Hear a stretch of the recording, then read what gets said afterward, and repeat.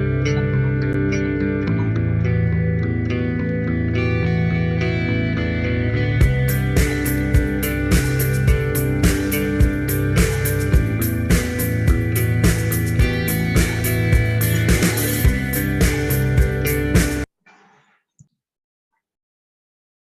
alaikum viewers, welcome back to my channel. I am glad that you're tuning with me. Today I'm going to talk about how to write a paragraph. And viewers, ये book है अल्लामा Iqbal open university की compulsory English 1 और जिसका code है 1423 और as you all know कि आजकल हम एग्जाम्स प्रिपरेशन कर रहे हैं और आपको पता है कि एक क्वेश्चन जरूर आता है जिसमें वो कहते हैं कि राइट अ पैराग्राफ। आपको एक पैराग्राफ लिखना होता है, टॉपिक कोई भी दिया जा सकता है, लेकिन पैराग्राफ लिखते कैसे, उसका पैटर्न कैसे और किस तरह जो है पैराग्राफ एक ऐसे से डिफरेंट होता है। आज मैं आपको ये सिखाऊंगी ताकि आप एग्जाम में अच्छे तरीके से एक पैराग्राफ को लिख सकें। टॉपिक जो भी होगा उसके, लेकिन उसको फॉर्मुलेट कैसे करना है, उसको लिखना कैसे है वो देखेंगे। इसके अलावा इस पे मैंने लेक्चर भी रिकॉर्ड किया हुआ है, वो आप जो आपकी बुक में दिया गया है पैराग्राफ उससे भी आके देख सकते हैं। लेकिन मैंने जरूरी समझा कि बच्चों को एक ब्रीफली किस्म की एक शॉर्ट सी वीडियो दी जाए ताकि वो इस क्वेश्चन को अच्छे तरीके से पेपर में हल कर सके। So let's start our today lecture. So here is steps for paragraph writing. वो कह रहे हैं कि एक पैराग्राफ लिखने के लिए हमें किन स्टेप से गुजरना पड़ेगा, किन मराहिल से गुजरना पड़ेगा। So here is step number 1. In step number 1 they are saying that write an outline. वो कह रहा है पहले स्टेप में आपने क्या करना है, आपने आउटलाइन लिखनी है।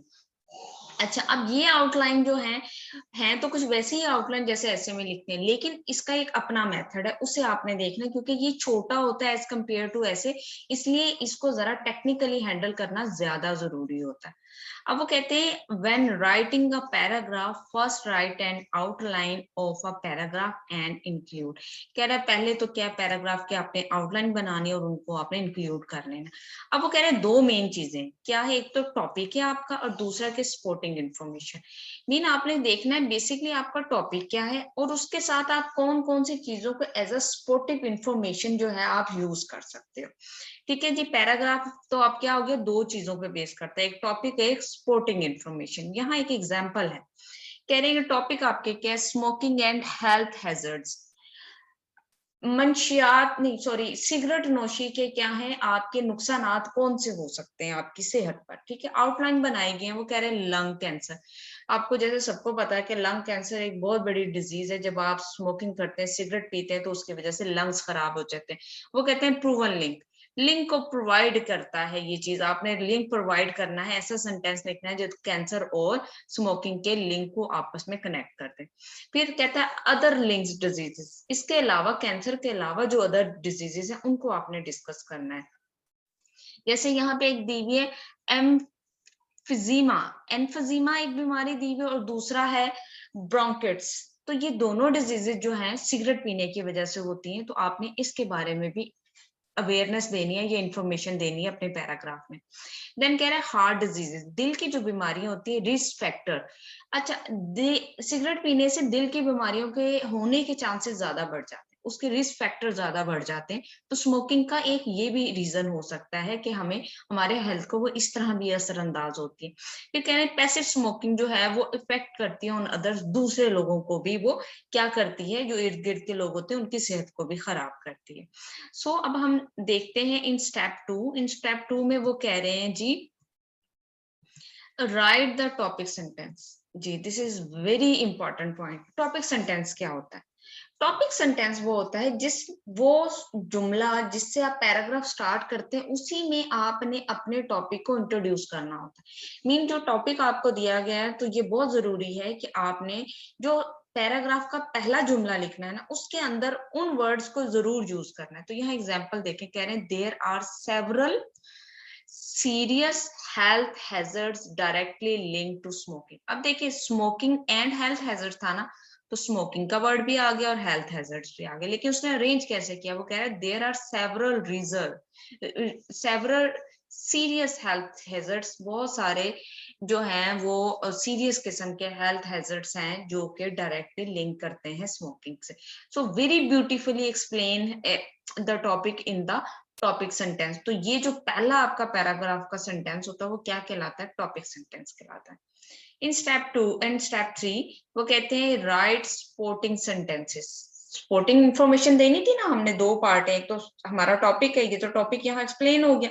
अब कह रहे सपोर्टिंग इंफॉर्मेशन जो है वो सपोर्टिंग सेंटेंसेस के थ्रू देनी है। कह रहे हैं next right a supporting sentence of each point. अब वो जो ऊपर हमने जो पॉइंट दिए हुए थे ना, उन सब से रिलेटेड एक एक आपने सपोर्टिंग सेंटेंस क्रिएट करना है। यूज फैक्ट्स और एग्जाम्पल्स, फैक्ट्स दें या एग्जाम्पल दें to support your points. Clear?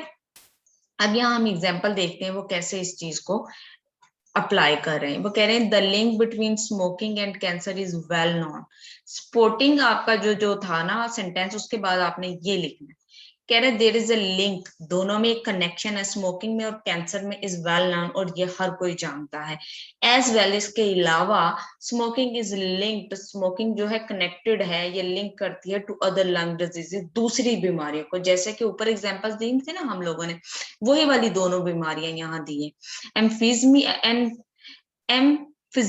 And ब्रोंकाइट्स। ठीक है, इनको यहाँ पर उसने लिंक कर दिया है।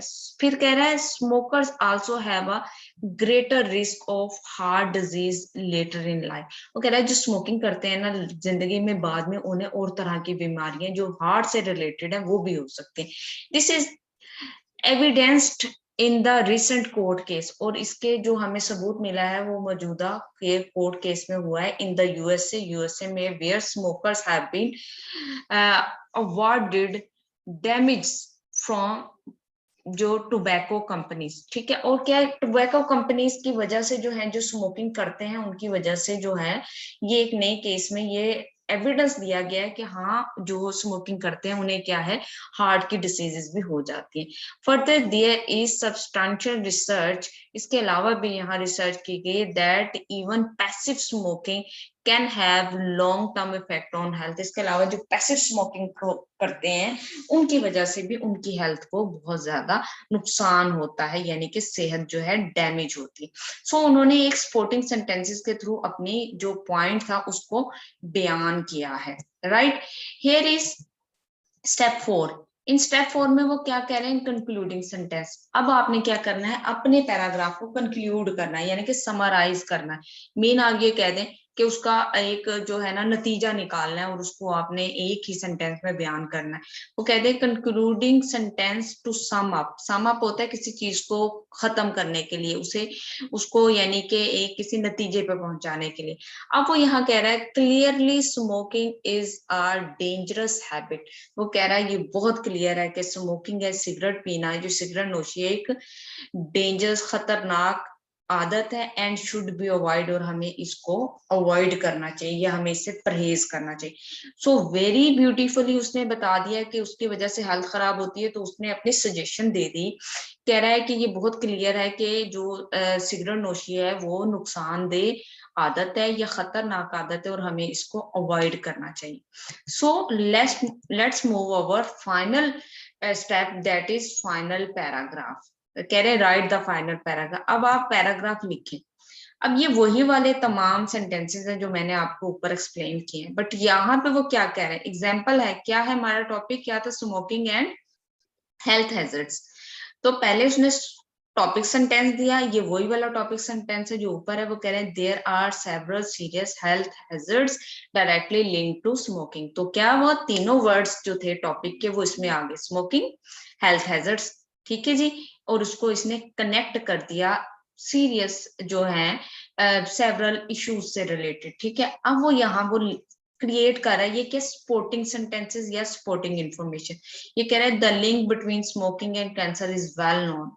ठीक है, अब वो ये वही वाली चीजों को बता रहा है। फिर वो दो डिजीजेस का जिक्र कर रहा है कि ये दो बीमारियां हो जाती हैं। फिर वो कह रहा है कि ये बहुत ज्यादा हार्ट का रिस्क है, जो उसने ऊपर मेन पॉइंट बनाए थे उसके रिकॉर्डिंग अकॉर्डिंगली। और फिर वो यहाँ एविडेंस दे रहा है कि न्यू जो केस एक कोर्ट हुआ था उसकी रिसर्च से साबित होता है कि ये सब चीजें अफेक्ट करती हैं हेल्थ को। और एंड पे वो क्या लिख रहा है, clearly smoking is a dangerous habit and should be avoid. क्या है, वो अपनी एक सजेशन दे रहा है कि स्मोकिंग करना जो है एक खतरनाक आदत है, तो हमें इसे अवॉइड करना चाहिए। सो 3 स्टेप्स, पहला टॉपिक सेंटेंस, सपोर्टिंग सेंटेंसेस और एंड क्या है, कंक्लूडिंग सेंटेंस।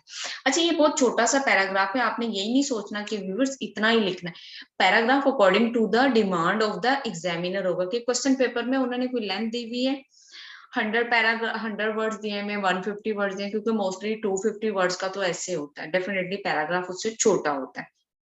ठीक है, लिखना आपने ऐसे ही है, यहाँ आप इसकी डिटेल्स फर्दर बढ़ा सकते हैं। जैसे सपोज उन्होंने यहाँ पे एक दिया ना आइडिया, आउटलाइन एक थी ना कि कैंसर होता है, ठीक है, कैंसर पे उसने एक ही चीज लिखी है, लेकिन आप इसके आगे रीजन बता सकते हैं कैंसर से क्या, क्यों कैंसर होता है। लंग्स डैमेज हो जाते हैं, जब लंग्स डैमेज होते हैं तो उसकी वजह से जो है अंदर जो है वो फेफड़े गल सड़ने शुरू हो जाते हैं और अंदर जो है वो कैंसर बनना स्टार्ट हो जाता है। आप थोड़ी सी डिटेल दे सकते हैं। फिर फर्दर ये 2 बीमारियां, इनके बारे में या कोई और बीमारियां जो आपको पता है इनके बारे में आप एक एक सेंटेंस मजीद लिख सकते हैं कि इसके सिम्टम्स कैसे होते हैं और ये किस तरह ग्रेजुअली बनती है और कितने टाइम पीरियड में जो है वो डेंजरस हद तक चली जाती है।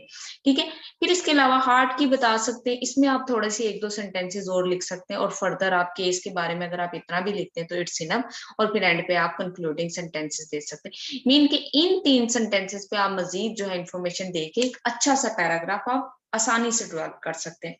होपफुली आपको समझ आया होगा कि हम कैसे जो है एक पैराग्राफ लिख सकते हैं और हम अपना एक 10 नंबर का क्वेश्चन एग्जाम्स में हल कर सकते हैं। So viewers, thank you so much for being with मी।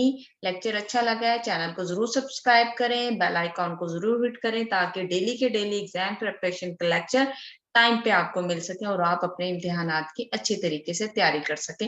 और मैं स्टूडेंट्स आप सबके लिए दुआ गो हूँ कि अल्लाह करे आप सब लोग बहुत अच्छे तरीके से एग्जाम्स को क्लियर करें और अच्छे मार्क्स हासिल करें। Thank you so much once again for being with me. अल्लाह हाफिज, बाय बाय।